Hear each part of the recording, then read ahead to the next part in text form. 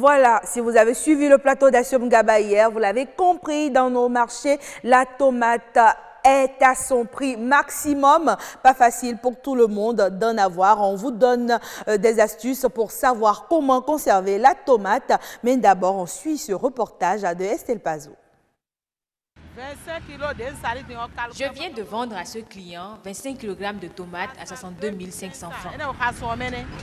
Elles sont toutes belles, mais tout le monde ne peut plus s'en acheter. Produit de consommation de base des Béninois, la tomate est par ces temps hors de prix. Avant, on achetait le kilo de tomates à 500 francs ou 1000 francs CFA. Aujourd'hui, c'est à 2500 francs. J'en ai cherché partout. Et sur la commande de 40 kilos que je dois livrer, je n'ai pu en avoir que la moitié. La tomate est non seulement chère, mais elle se fait rare. Devant le fait, certains clients rebroussent chemin. Ce n'est pas de notre faute, s'exclament les vendeuses, tant les difficultés d'approvisionnement sont énormes. Il faut faire le pied de grue pour s'approvisionner, s'inscrire sur une liste et parfois même dormir au marché d'Antokwa. Actuellement, le panier est à 95 000 francs CFA sans compter le transport et les frais d'inscription. Au prix de tout cela, les clients nous accusent de vouloir faire un trop grand bénéfice. C'est une situation bien justifiée. Actuellement, la tomate présente sur le marché béninois vient du Burkina Faso. De 2 000 francs, le panier de 20 à 25 kg est passé à 25 000 francs CFA. Mais comment un pays fortement menacé par l'avancée du désert peut fournir de la tomate à un pays côtier? Et même les vendeuses se posent cette question. Comment se fait-il que le Burkina, un pays sahélien, nous approvisionne en tomates alors qu'au Bénin, toutes les conditions sont réunies pour en produire suffisamment? Si on peut arriver à s'inspirer de leur expérience pour ne plus souffrir de la pénurie de tomates, on serait soulagé. L'alternative serait donc la culture hors saison qui reste le fétiche des paysans béninois. Voilà, on retrouve donc Assiom Gaba et son invité. Bonsoir Assiom. Bonsoir Agnat Bello, Onifade. C'est un plaisir d'être avec vous. J'aime bien le mot plaisir, hein. Il revient souvent sur ce plateau. Vraiment, c'est un plaisir partagé. Plaisir partagé, Ouais, d'accord.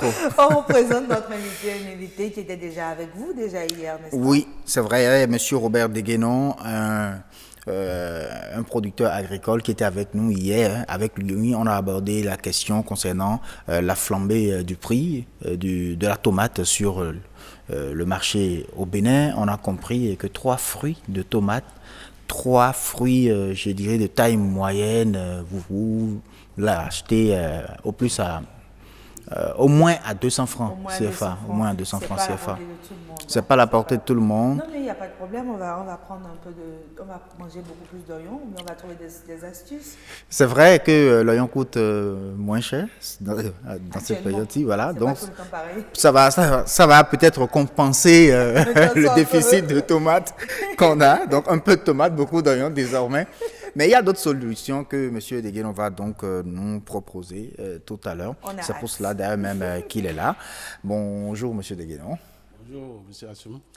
C'est un plaisir de vous avoir sur ce plateau pour parler, pour aborder ce que vous avez promis aborder avec nos téléspectateurs hier.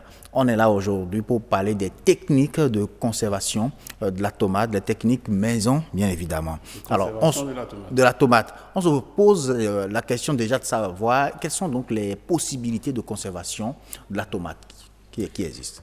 Merci une fois encore, je vous remercie beaucoup. Tout à l'heure, là, je tiens à vous dire, n'est-ce pas, que tout à l'heure, vous dites, n'est-ce pas, qu'on peut remplacer la tomate par l'oignon, non. La tomate ne peut pas être remplacée par l'oignon, puisque ça n'a pas les mêmes caractéristiques que la tomate. Non, je disais qu'il faut commencer un peu. Là, un peu de tomate, beaucoup d'oignons. Donc, et comme vous le dites tantôt, la tomate coûte très cher maintenant. Il faudra conserver pour pouvoir l'obtenir, n'est-ce pas, au moment où il n'en a pas. Ok. Parce que d'ici à là, nous aurons beaucoup de tomates. Donc, nous allons apprendre quelques techniques de transformation, de conservation de tomates. Il y en a beaucoup. Nous allons parler, n'est-ce pas, de la production de purée de tomates. D'accord. purée de tomates. Oui, et mais aussi, moi, ma première question déjà, si vous permettez, c'est de savoir si c'est possible d'avoir de la tomate fraîche, de pouvoir la conserver en l'état. oui, En étant fraîche, on peut- avant d'arriver au stade de purée. oui, on peut conserver en état fraîche en opérant dans des chambres froides, mais ça va revenir un peu cher. Un peu plus cher. Un peu plus cher. Ou soit je commence par une autre technique, n'est-ce pas, qui conserve un peu l'état, n'est-ce pas, de la tomate. Donc, comment on fait? C'est surtout avec les tomates de calibre pas trop grand, n'est-ce pas? Ok, les petites tomates. Les petites tomates comme Tomates les cerises, tonvis, les tonvis, les acricons, chez nous voilà. ici, là. Donc, comment on fait? Il faut choisir des tomates bien rouges. Des tomates bien rouges sur le marché que vous lavez. Vous lavez proprement et avec les pics-dents là, vous piquez. Vous piquez. Parallèlement à cette opération, vous stérilisez des bocaux. Je parle de bocaux, n'est-ce pas? Je veux faire allusion, n'est-ce pas? Oui, voilà, on en voit là. Bouteilles, oui, aux bouteilles, n'est-ce pas? Des choses là, de mayonnaise avec couvercle métallique. Parce que les Couvercle métallique. parce que les couvercles en plastique, c'est pas bon. Alors, comme ce qu'on a à l'écran. Comme ce voilà. qu'on a là. Oui. Donc, le couvercle métallique, et vous stérilisez, vous mettez les tomates déjà piquées. Les pour tomates que l'eau puisse percées là. percer. On laisse les pics dedans? Non, pas du tout. Donc, on pèse juste. On les perce. On pèse pour que l'eau puisse entrer dedans. Donc, vous mettez dans les bocaux, vous pressez pour qu'il n'y ait pas de vide dedans. Donc, vous ajoutez un peu de sel, un peu d'huile d'olive, et vous pouvez ajouter à volonté, n'est-ce pas, des épices comme l'oignon, tout ce que vous voulez. Oui. Et vous fermez hermétiquement. Mais il faut au préalable d'avoir stérilisé d'abord les bocaux La bouteille, oui, en chauffant, c'est ça? En Ok. chauffant, il faut stériliser. Donc, quand vous fermez sérieusement, vous ramenez encore au feu en ajoutant de l'eau. Et vous faites C'est presque au bain-marie alors. au bain-marie pendant près de 45 minutes. Vous faites bouillir pendant près de 45 minutes et vous le laissez comme ça toute la nuit, quoi. Laissez à chaud comme ça toute la nuit avant de l'enlever. Ça peut tenir pendant au moins 6 mois. 6 mois. Comme ça. Ouais, comme vous voulez des tomates. Les tomates avec leur fraîches. forme, donc, ça peut tenir pendant 6 mois. Oui, pendant 6 mois. Donc, vous avez complètement dépassé la période de pénurie déjà. Voilà, au moins vous avez le temps de voir venir comme on le dit. C'est une très bonne astuce. Parce que vous l'avez dit hier que déjà à partir du mois d'août, on aura de la tomate en abondance. Marché, oui. Il faut donc apprendre à conserver pendant ce temps-là pour pouvoir l'utiliser dans ces périodes où il y a pénurie. Ok. Bon, maintenant, on peut fabriquer la purée de tomates. Comment cela se fait? Et c'est de très belles tomates toujours. Vous utilisez des couteaux, vous coupez, vous enlevez les pépins, vous enlevez le cœur blanc aussi, parce que pour donner une bonne coloration à votre produit fini, vous amenez, n'est-ce pas, vous écrasez peut-être dans les moulinettes, n'est-ce pas, ou bien dans les moulins. Et avec notre meule, c'est pas possible? Oui, c'est possible, pourquoi pas. Oui, avec notre meule à l'ancienne. Oui, on y mais va, si vous voulez faire une grande quantité, je pense vous serez que fatigué. les femmes ne sont plus habituées maintenant à toutes mes On va études. lancer une compétition d'écraser la tomate à Sumgaba. Donc, Ah oui, là, je le fais. Vous Hein. Y a pas de souci. écrasez, vous obtenez, n'est-ce pas, un produit pâteux que vous amenez, n'est-ce pas, au feu. Vous chauffez pendant un temps. Parallèlement, comme je le disais tantôt, vous stérilisez des bocaux, comme je l'ai dit. Oui, le même processus alors. Le même processus. Et quand c'est bien chaud, quand votre truc, vous obtenez la pâte, le purée que vous avez là, avec votre cuillère, n'est-ce pas, vous utilisez pour mettre dans les bocaux. Vous mettez dans les bocaux et vous fermez. Fermez correctement. Vous l'installez dans un bain-marie, n'est-ce pas, comme je le disais là. Vous chauffez, faites bouillir pendant 45 minutes et vous enlevez. Ça peut tenir pendant 2 ans. D'accord. 2 ans. 2 ans, je vous dis. Moi, je l'ai fait au champ Vous l'avez conservé pendant Je l'ai 17 ans? conservé pendant plus de...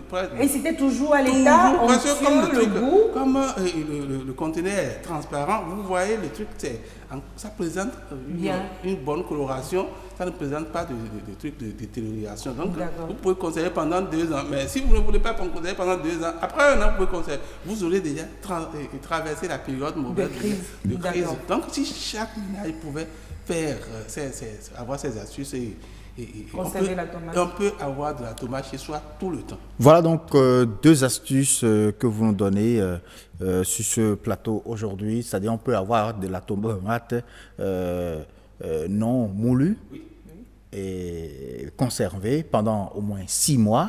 Et on peut avoir également de la tomate en purée qu'on peut conserver pendant environ 2 ans. Environ 2 ans. 2 ans.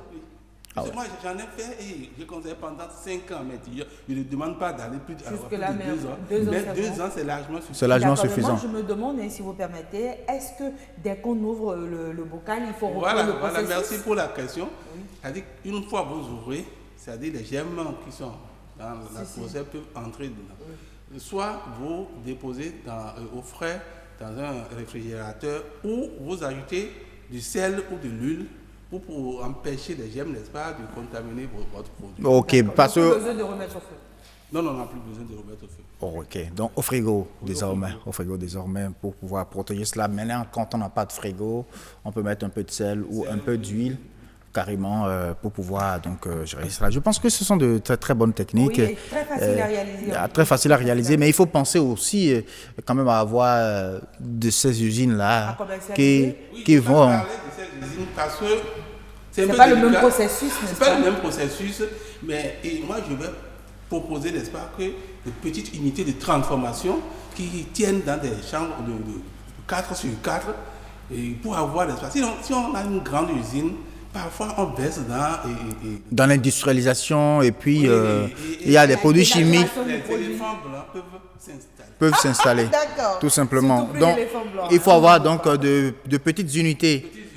Zone par zone, ça permet d'avoir quand même. Voilà. Merci beaucoup. En tout cas, pour l'avoir, on n'a vraiment pas besoin de beaucoup dépenser pour avoir donc ces petites unités. Je pense que c'est aussi une opportunité d'emploi pour les jeunes, tout simplement. Merci à vous, Monsieur Deguénon. C'est moi qui vous remercie.